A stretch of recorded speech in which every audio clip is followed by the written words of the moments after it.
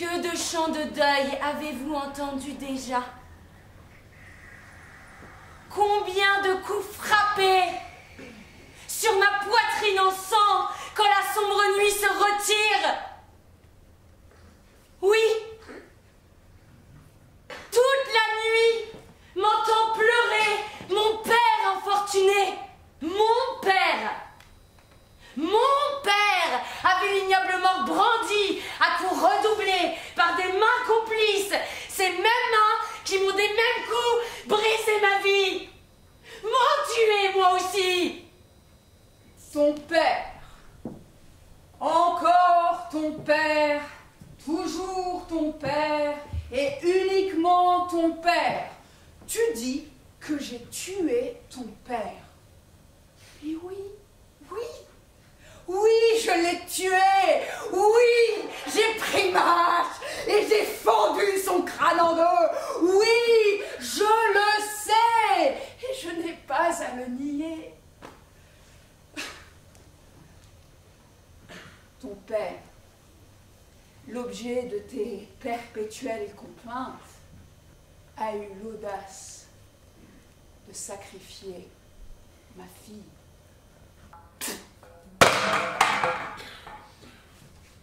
Ne me prône pas l'ingratitude. L'ingratitude, non.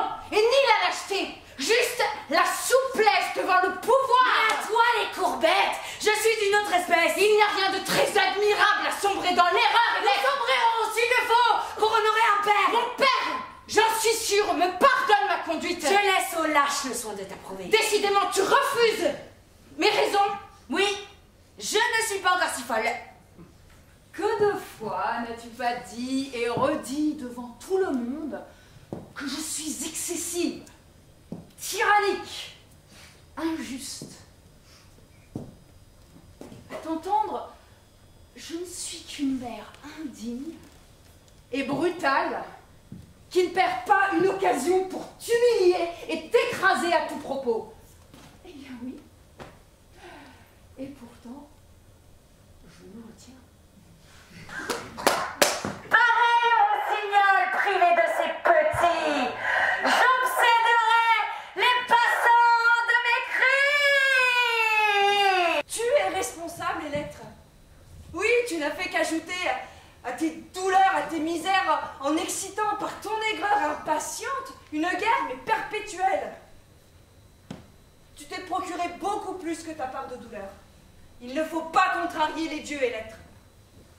Je sais. Je le sais. Et je n'y arrive pas. Je comprends, mais je n'y arrive pas. Je ne peux pas. Je ne peux pas mettre fin à ces malheurs.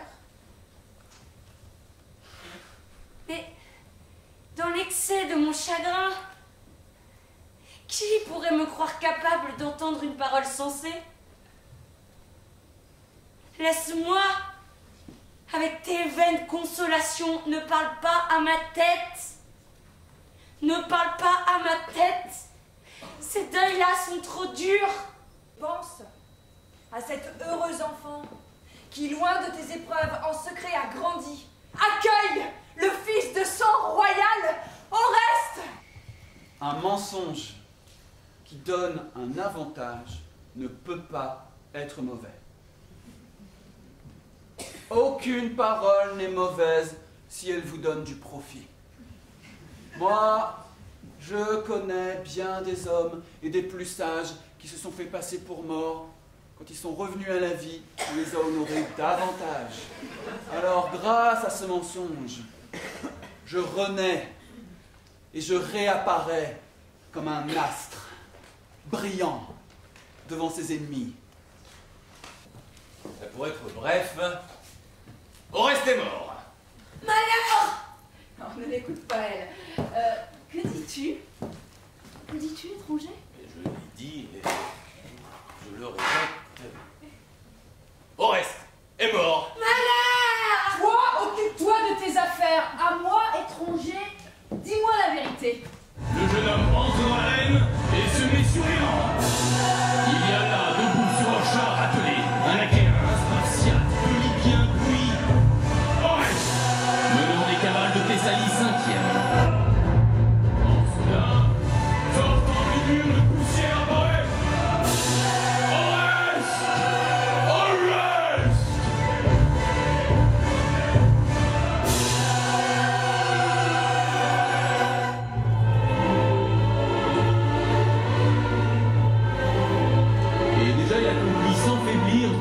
retour.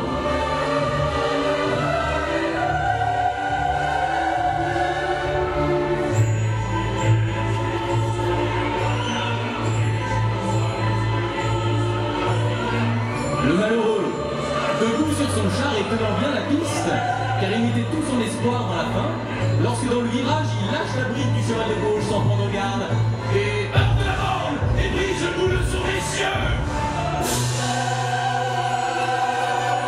Il bascule, se prend les pieds dans les rênes, tombe, et ses chevaux l'entraînent en tous sens à travers l'hippodrome. Enfin, arrêtant avec peine les chevaux emballés, les conducteurs le délivrent, tout sanglant de ses liens, pauvre cadavre supplicié, méconnaissable à ses plus proches amis.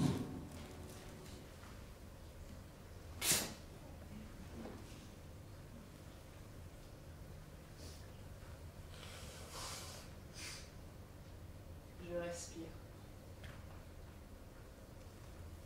Je respire.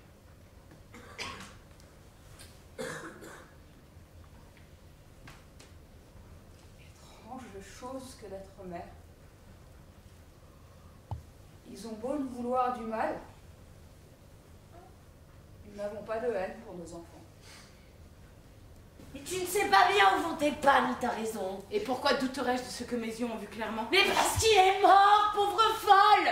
Ce n'est pas au reste qui nous sauvera!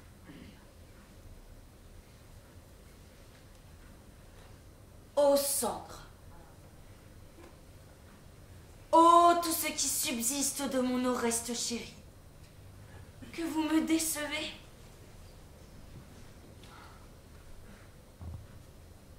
Non, ce n'est pas cela que j'espérais quand j'ai assuré ta fuite. Je soulève dans mes mains ce néant que tu es. Toi si brillant de vie, mon petit, quand je t'éloignais de la maison. Hélas, tu es mort par un accident stupide. Tout ce que j'ai fait pour toi, à quoi ça aura servi? Pourtant, je ne cessais de m'occuper de toi, si heureuse de prendre cette peine. Tu étais un trésor pour moi, bien plus que pour ta mère. Ton pauvre corps. Hélas. Hélas. Toi tant aimé comme tu m'as détruite. C'est ma mort cela, vois-tu, frère. Oui, c'est ma mort. Accueille-moi donc morte. M'abriter près de toi qui n'es plus. Et nous vivrons ensemble sous la terre. Quand tu étais vivant, nos destins étaient liés, ils se valaient. Je veux aussi ma part dans la mort. Parce que les morts, que je sache, on ne peut plus les faire souffrir. Que dire? Je sais pas par où commencer, mais je peux plus me contenir. De quoi souffres-tu? Que veux-tu dire? Ai-je bien devant moi l'illustre Électre? Oui, c'est elle.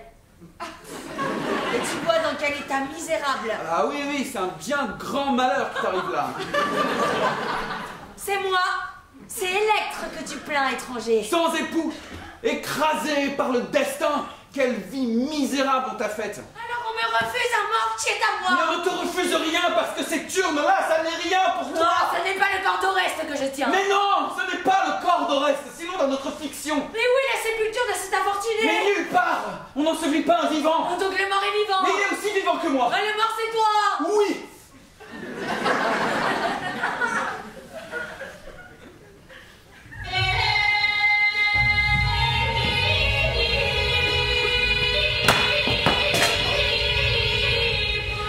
Protège notre dessein. Aide-nous. Et montre aux hommes comment les dures récompenses rapides. Thank you.